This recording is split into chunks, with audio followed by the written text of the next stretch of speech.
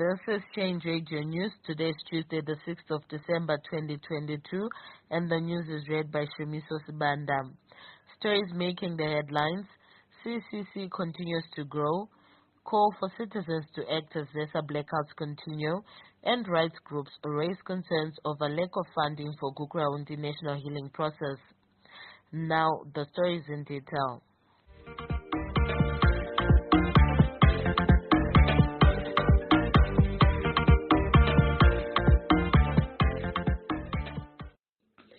CCC continues to grow in leaps and bounds, with the yellow movement well received in rural areas. This was the message from CCC leader Advocate Nelson Chumisa, who was charmed by massive citizen support for change after a recent visit to the rural areas of Bikita. President Chumisa urged all citizens to play their part by registering to vote and vote for change in next year's general elections. There is a wide condemnation of ZESA in the Ministry of Energy for failure to address the current electricity blackouts in the country. Crisis in Zimbabwe Coalition spokesperson Obet Masaraure said there is need for citizens to unite beyond partisan lines and demand restoration of normal electricity distribution. Masaraure said the whole ZESA board and minister responsible for energy must resign for failure on their mandate. Masaraure said, "As citizens, we are tired with these blackouts. We are losing out. We can't work because we don't have electricity. People are throwing away the little reserves they had of meat in their fridges because it's getting rotten, because there is no electricity. The industry, people are not working. More people are being retrenched because the industry can't cope with this load shedding. So we are also missing our developmental targets as a nation because we don't have electricity. If we are going to read paragraph 456 of the National Development Strategy 1, which was drafted by Mtuli, wherein they were saying we want Zimbabwe to be an upper middle class economy by 2030. Some of the plans that are clearly articulated in paragraph 456 is that Zimbabwe should have alternatives to the hydroelectric power in Kariba. Because of climate change. They are clear that we also need not to rely on the region to import electricity because there are already shortages in the region. So they will clearly articulate ways of trying to improve access to electricity, be it in reducing renewable energy, among other things. But we have people who have been sleeping on duty, and we have this crisis that we are faced with. But at the moment, we would have thought that now that they failed to deliver on non-renewable energy, among other energy sources, they would be coming in to import electricity. But we are told that they are saying they don't have money. But this is a time when they've been dishing out money, paying 500,000, $500,000 to an individual minister, 350,000 US dollars for that matter to a deputy minister, 40,000 years to an MP. But we are saying we just need imports for electricity so that we can have normal lives in our people. We are going into the festive season. We can't have a dark festive season. We have endured a lot as a country. We have suffered enough. And now they've withdrawn electricity. So we are calling upon citizens to come together and in one voice demand the immediate resignation of Sodashiem as minister and the resignation of the ZESA board. Rights groups from Matabeleland have raised concerns over failure by Finance Minister Mtuli budget to fund Gukurahundi National Healing Programs. Speaking at an event to remember Gukurahundi victims in Blawayo yesterday, Ibechu Lekazulu Secretary General Mbuso Fuzwayo bemoaned a lack of budgetary support to address the Gukurahundi issue. Meanwhile, CCC official from Matabeleland Disan Bajila said the government is not sincere in addressing the Gukurahundi issue. Bajila said, "Well, it is very clear that the government of Zimbabwe is not serious about putting a closure to the issue of victims and perpetrators of Operation Gukurahundi. The government is paying lip service. The government does not have this matter in any rank of its priorities. Even as a West priority, it's not there. It's an issue that they don't even discuss. They have no issue. They have no idea about. They just want it as an issue of activism and not as a real life issue of people who are aggrieved about loss of life, about loss of livelihoods, about loss of their own relatives, their brothers and sisters, their mothers and fathers. Government does not look at this issue in this manner. They are not worried at all. CCC's Zengeza West Member of Parliament Honorable Job Sikala's trial over a case in which he is charged for obstruction kick-started yesterday at Rotten Row Magistrate Court in Harare. Sikala, through his lawyers Jeremiah Bamu, denied charges of obstructing police investigations into the murder of CCC activist Mo Blessing Ali. He told the court that he did not post or cause anyone to record and share the video on social media, which the state alleges hindered police investigations. The trial continues on the 13th of December 2022. The CCC is intensifying its rural voter mobilization campaign codenamed Mugwazo. In Mondoro, CCC members are leading a massive recruitment drive. We spoke to CCC official Musamuro Mbezi, who is part of the team leading the campaign, who she said they are confident of reclaiming the seat from ZANU-PF. She said, our Mugwazo in Mondoro cluster is progressing well. Mondoro cluster is comprised of Mondoro Ngezi and Mondoro Mbaira constituencies. We are actually penetrating the previously unpermeable areas in which the opposition has been unable to penetrate in previous years. We have set key performance indicators so far they are all green, and pointers show that we can maintain the green if we continue pushing like what we are doing. This is so because of our cluster team leader, Honorable Wende. Many thanks to him. He's always pushing and inspiring the team to outperform ourselves, because every weekend since the inception of the program, our team is always in Mondoro every weekend, sometimes 2 to 3 times a week, especially before the rainy season. We were always in Mondoro 3 times a week.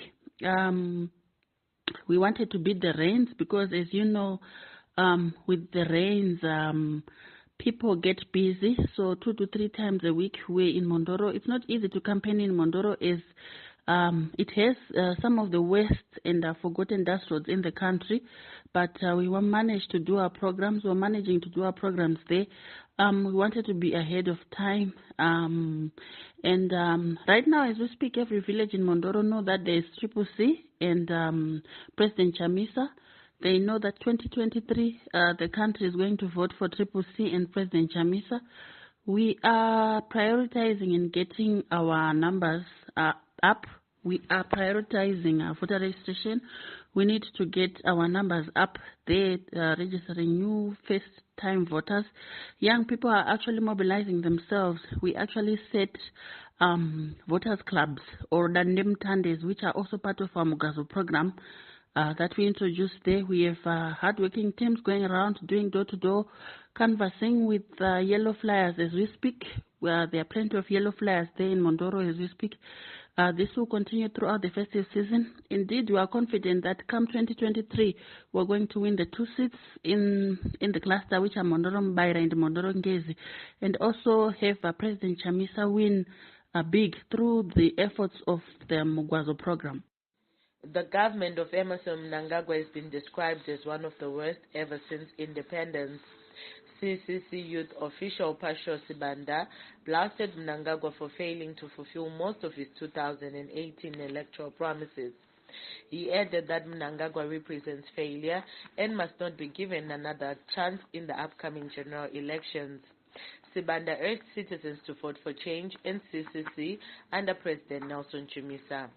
He said, Ngiyabonga kakhulu ngokunikeza ithuba okufanele ukuthi abantu bakithi bakuzwisise okuyinqaba yenqobo okuyisiqoqela ukuthi selokho sathatha ilizwe leZimbabwe ngo1980 kuzibuse abakuthi independence, asikaze sithola ukuthula eZimbabwe. You know, sokuwesi sokunzima ikakhulu ngalowo baba lo kuthiwa nguEmerson Dambuzo okamnangagwa lowo. Hayi usehlulekile sevele ubulala ilizwe lisela amagetsi. Abantwana besikolo bakhonona, amatitsha ayakhonona, akulamuntu osebenzayo, akulamigwaqo, you know, akulamafutha ezimota, akulamagetsi. So iyodwa into esingayenza nje abantwana beZimbabwe ukuze ilizwe lethu libuye kukunye nje kuphela okuseleyo esesisele lakho ikuthi abantu babhalise ukuvota ngomnyaka ozayo abantu bavotele u-Advocate Nelson Chamisa ayiyabuye iZimbabwe anyela amaningi. Change Radio encourages citizens to register to vote in the forthcoming general elections to be held in 2023. To find the registration center near you, dial the following toll-free number 080802219. We repeat the number again, 080802219. To verify if you're registered in the ZEC voters roll, dial *265# using your Econet or Net1 cell phone and follow the prompts. The Elections Resources Center is offering a free transport service for those who wish to register to vote. The ERC said those citizens wishing to use this free transport service should call the free phone number 080802219. The number again, 080802219. Newly elected CCC Councillor for Gweru Ward 18, John Manyundwa, said he is ready to complete developmental project he left halfway before his recall. Councillor Manyundwa said he is thankful for citizens for re-electing him and will work hard in order to repay their faith. Manyundwa said, Yes, good morning. I would like to thank residents, citizens of Gweru, particularly those from Ward 18 for re-electing me their councillor for the period remaining. Actually, it showed the confidence that they still have in me, and also that it is now upon me to fulfill the promises that I had already laid down in terms of completion of projects that we have been undertaking in the city of Gweru, those that I have been spearheading, and also women are the most hard hit by the current economic crisis in the country. This was said by CCC official Vongai Tome, who said women face the burden of domestic work as well as doing informal jobs to keep the families afloat. Tome said government salaries are too paltry to support families without extra work. Tome said, women are the most hard hit by the current economic crisis in the country. We face the burden of domestic work as well as doing informal jobs to keep families afloat. The government salaries are too paltry to support without extra work. We need new leaders. We have citizens at the center. I would want to encourage every woman out there to encourage everyone to register to vote so that we vote for change in 2023. Trade unionist Winnie Kariwo, who is the National Women Chairperson for Zimbabwe Petroleum and Allied Workers Union, is under persecution from an employer, National Oil Company of Zimbabwe, for demanding better working conditions. Kariwo was back in court today on a case in which NOIC accuses her of stealing 500 mils of milk. She told Change Radio that she is being persecuted for her trade unionism and said it has become clear that the employer wants her fired. Economic Freedom Fighters of South Africa has condemned the release from prison of a man who killed Chris Hani, called Janus Walus. In a statement, EFF leader Julius Malema described the release of Walus as a sellout decision and anti-revolutionary. He added that EFF will explore ways that Walus returns to prison. Change Radio continues to remind citizens it is their right to protect themselves from harm and their right to protect their property. We plead with the police to arrest any perpetrators of political violence and for the judiciary system to prosecute those perpetrators of violence. Finally, in sports, Brazil yesterday marched into the quarterfinals of the ongoing FIFA World Cup in Qatar following a dominant display against North Korea yesterday. Brazil won 4-1 with goals from Vinicius Jr., Neymar Jr., Richardson and Lucas Paqueta. The Samba boys will now face Croatia, who booked their place after beating Japan 3-1 on penalties after extra time.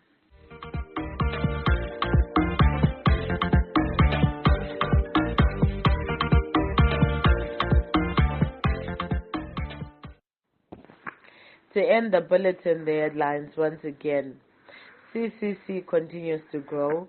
Call for citizens to act as ZESA blackout continues. And rights groups raise concerns over lack of funding for Gukurahundi National Healing Process.